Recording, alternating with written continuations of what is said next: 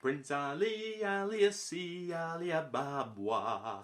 Something, something, I don't know the rest of the words today. What are you doing here? Yeah, okay, I can't sing, I get it. Stop hounding me for it. Oh, you want to play a bit of Five Tribes?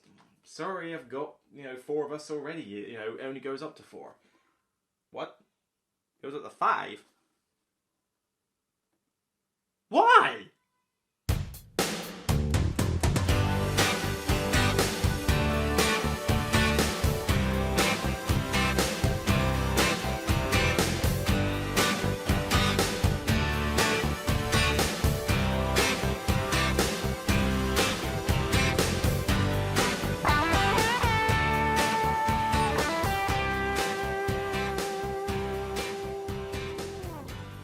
Hey folks, welcome to another Broken Meeple review. I'm Luke Hector and today I am checking out Whims of the Sultan. This is the second expansion to the already great Five Tribes. I'll just grab it off the shelf right here.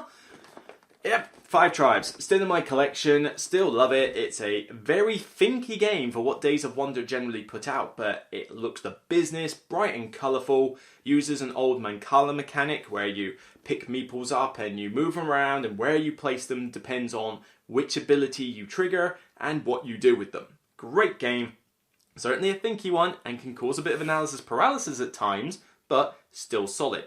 Now, it had one expansion already, the Artisans of Nakala or something like that, which introduced a sixth tribe. Yes, I know, 5 and then becomes 6, we get the gag, haha. But it also introduced some extra tiles and some other little cool twists. There was a tiny little mini expansion like the Thieves of Nakala or something like that, but yeah, I pretty much never use it. I don't know many people that do, it's just one of those nice little promos.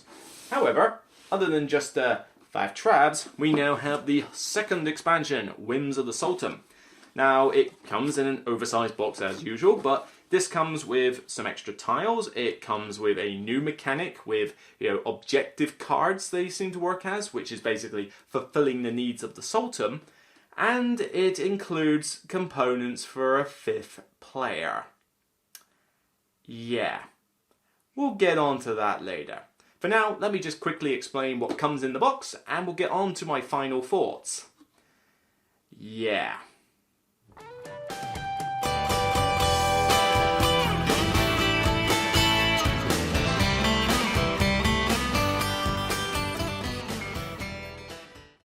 The Sultan of Nagala continues to flourish. This time of prosperity has attracted more competitors than grains of sand in the desert, so if you expect to remain on top, you'll have to learn some new tricks. Especially since the Sultan has founded 5 new fabulous cities that everyone wants to control. I've also heard that the Sultan sometimes holds hearings in those cities, offering huge rewards to those who grant him his whims. Are you up for the challenge?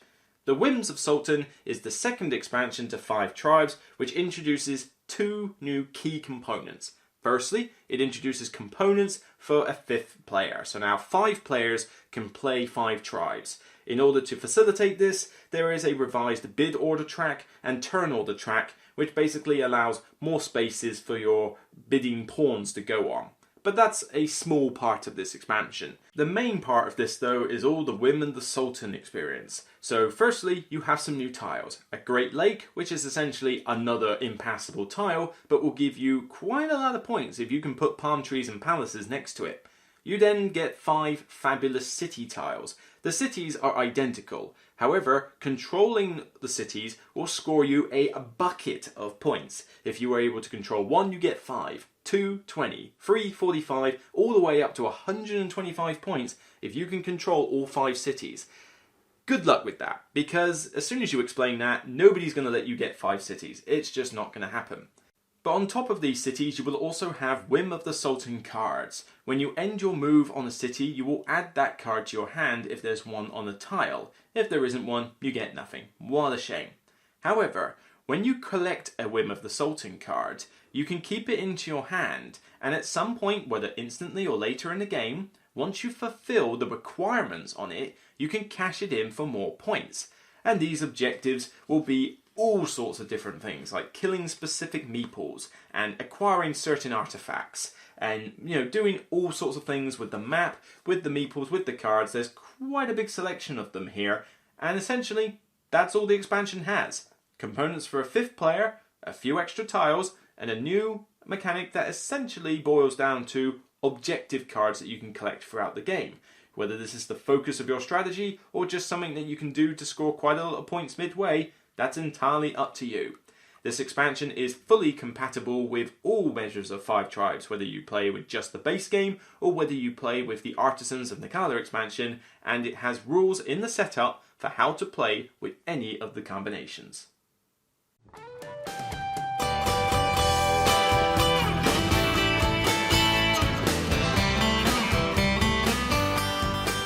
This expansion, it's very hit and miss, as in the hit is literally a punch to the face, it's that much of an impact, and the miss is like literally the target's in front of me and I literally shot the bow and arrow that way and still hit my own foot. It really does go up and down in terms of what good and bad things appear in this expansion. So let's start off with the good. Those objective cards, the Whims of the Sultan, they are excellent. I really, really love those. I wish they were in the base game, although, to be fair, it's complex enough as it is. But it's easy to integrate them. You just have a few extra tiles, you control more than, one to get more points, effectively just collect the set, and the objectives are pretty easy to understand. Just kill a Meeple off, cash it in, get these artifacts, cash it in, do this with players and other tiles, cash it in. Very easy objectives, but it gives you something else to aim for. While you're busy there trying to do all these shenanigans with the meeples and saying, right, I'm going to control all these tiles. No, I'm actually going to use the builders to get a bunch of points, or I'm going to get the artifacts with the artisans in the expansion. Nope. Here, though, you get to do something different, and you can vary it. It could be a whole point of your strategy might be to gun for those cities and get those objective cards. Or you might just decide, this turn, it would actually be good for me to get that city, and I should go for it. And these cards will refresh in the cleanup phase, so you don't even have to necessarily control the city to grab a card. Somebody else might have already controlled the city, and it's like, well, I'm not going to get a palace or anything down, but hey, I can grab another one of those cards, might get me some cool points, especially as I'm already gunning for what the Sultan wants anyway. I really, really love that aspect of this expansion, and I almost am at to a point where I think, you know what, I want to use it in every game. Granted, 5 Tribes is not a gateway game in any way, shape or form. So, leave it to your own decision as to whether you want to teach it out of the box. But I think if you're playing with new players, start off with 5 Tribes, start off with 5 Tribes as the normal game. Just start off light. Now let's tone myself down in my enthusiasm and just go on to the bad part. Why does this need a 5th player? Okay, that's lazy. Lazy. I hate it when games keep trying to add more players for no good reason. Anyway, it's different with something like maybe Cosmic Encounter. That does better with a large group of players, and so adding more players to that is fun. Euro games should not have that many players. At least the vast majority of them shouldn't. Most of the time when you play a game that's a Euro game, it will say something like 2 to 4, and it will be pretty cool with 2. The sweet spot will be 3, and 4 will just add more time to the game and not actually be worth playing. There are exceptions, I've already done a top 10 list on that fact, but yeah, most of the time I don't want to play it with the max number of players. And 5 Tribes, as good a game as it is, can take a while with 4 players, particularly if someone's a bit prone to analysis paralysis. So I like 5 Tribes as a 2 or 3 player game majority of the time as well. Why would I want to add a 5th player? And literally, you're thinking, well, maybe it scales well and it will be fine time-wise. No. This scales in no way, shape or form. No way, shape or form does this scale. Literally, the only difference is the revised bid order track for the turns, right? And all it does is, you remember the 0 spaces on the original track, where if someone went to a 0 and then someone went after it, essentially booted them upwards, and they went last? It just adds one of those types of spaces to the 1, 3, and I think the 5 as well. It adds additional spaces like that, and the rules are exactly the same. If someone's there, you boot them up, and they go technically before you do. That's it. Nothing else. There is no other scaling function in this game. In fact, I'll even read straight from the rulebook on the setup when you use the expansions. Right, here you go. You know, at all times, in a game with 3 to 5 players, everybody gets their camels and 1 turn marker, 50 gold coins. And, you know, even with the expansions, you know, the whole thing of having, mix the meeples from the core game and from this expansion in the bag. That's it. And lay out the remaining tiles around the grid so that you end up with a size board depending on which expansions or expansions that you're using. But that's it. Nothing else. There is no way that this game scales that 5th player at all. So you basically have done nothing but increase the downtime and increase the length of the game. Yes, it's the same amount of meeples. So, you know, the meeples will get used up in the same kind of like manner as before. But you now have less turns because you've just added that 5th player. So potentially you've added more length to the game because you've got more people prone to analysis paralysis. But now you've increased the downtime because you have to wait for one other person to hurry up and take their turn because they can't think about what they want to do in advance of their turn, or they're trying to min-max the game so much that they can't make a decision. It's just completely pointless. I played this with 5 and I immediately regretted it. I refuse to play 5 tribes with 5 players again. I don't care if everyone's played the game before. I will not play 5 tribes with 5 players again. Just because it's got 5 in the title does not mean it has to go up to 5. You already did that with the tribes, now we've got 6. You don't need 5. Getting very ranty about this one. But at the end of the day, the crux of this expansion, those cards, is what is the solid aspect of it. The 5th player thing is just a little cheap addition and you can take it or leave it. But I can't dock the mark down that much just because the part that I wasn't interested in turned out to be not worth my time.